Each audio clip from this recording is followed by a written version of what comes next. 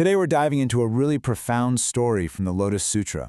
It's all about a bodhisattva whose practice was so simple, yet it led to some incredible abuse and, believe it or not, ultimate enlightenment for everyone involved. So, let me ask you this. What if the most powerful spiritual practice you could do didn't involve years of intense study or really complex rituals, but just one single sentence repeated over and over? That very idea is right at the heart of the story we're exploring today, the story of a monk known simply as Never Dispiriting. All right, so our story begins a long time ago, like countless ages ago.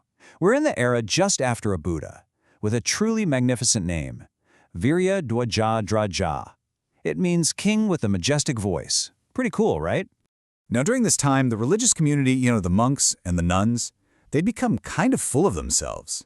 The text says they had overweening pride. They were way more concerned with their status than with any real spiritual progress.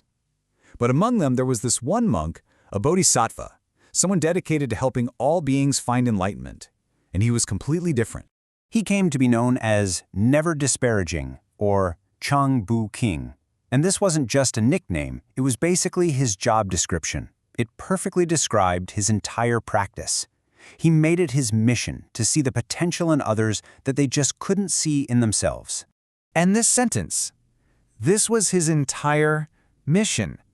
Seriously, he didn't spend his time buried in scriptures or in some deep meditative state. Instead, whenever he met anyone, didn't matter if it was a monk, a nun, or just an ordinary person, he would simply bow and say these words. That was it.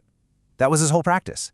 So how do you think the world, especially a world filled with these proud, arrogant practitioners, reacted to this? Well, this radical act of humility. As you can probably guess, it did not go over well. And this slide just lays out the central conflict perfectly. His simple, profound gesture of respect was somehow twisted into an insult. His humility was met with total contempt, and they accused him of being an ignorant monk who was just making up false prophecies. And the abuse, it wasn't just verbal. For years, as he kept doing his practice, he was cursed, he was insulted, and he was physically attacked. People would literally throw sticks and stones at him just to drive him away. But here's the thing. Through all of it, he never once got angry. His perseverance was just incredible. Even as he was running away from his attackers, he'd get to a safe distance, turn back, and shout at the top of his lungs, "I dare not slight you. You will all become Buddhas." Okay, so after years and years of enduring this awful abuse, right when he was getting near the end of his life, something absolutely extraordinary happened. A complete transformation. At his lowest moment, as a direct result of his unwavering practice, he had a massive breakthrough. He heard the Lotus Sutra being preached from the sky. And he didn't just hear the words, he instantly understood their profound meaning. And that understanding just purified him completely. The result of this awakening was, well, it's almost unimaginable. His lifespan was extended by 200 trillion years. It's a number that's meant to convey a period of time so vast it's practically endless, giving him all the time in the world to share what he'd learned. He suddenly gained these incredible powers of eloquence and insight. And with this new, super-extended life, he began to teach the Lotus Sutra, sharing his wisdom with the very same people who had once attacked him. And when they saw his transformation, they were just astonished and became his devoted followers. And right here, this is where we get the story's jaw-dropping climax. After telling this entire tale, the Buddha, Shakyamuni himself, turns to everyone listening and reveals a secret. He was that monk. He was Bodhisattva Never Disparaging. His own path to becoming a Buddha was paved by this very practice of universal respect. But the story isn't over. I mean, what about all those people who insulted and attacked him? Well, the Buddha explains their fate too, showing that the law of cause and effect, it's absolute. For their actions, they went through immense suffering.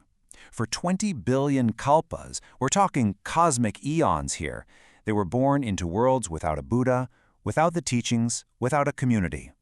After that, they spent another 1,000 kalpas in the Avicii hell, which is the realm of the greatest suffering. But even through all that little seed of respect that Never Disparaging had planted in them, it eventually led them back to the path.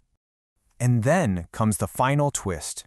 the Buddha looks out at the huge crowd gathered in front of him and reveals that those same individuals, after all their eons of struggle, were right there, in that very assembly, listening to his words.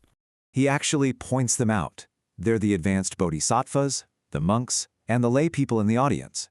And he explains that it was his initial unwavering vow, his belief that they would all become Buddhas, that ultimately saved them and set them firmly on the path to their own enlightenment. The story of Never Disparaging really leaves us with a powerful challenge, doesn't it? It suggests that every single person we meet, no matter how they act or what they say, holds the potential for enlightenment. It really asks us to look past the surface and consider who is the future Buddha in our own life that we might be overlooking.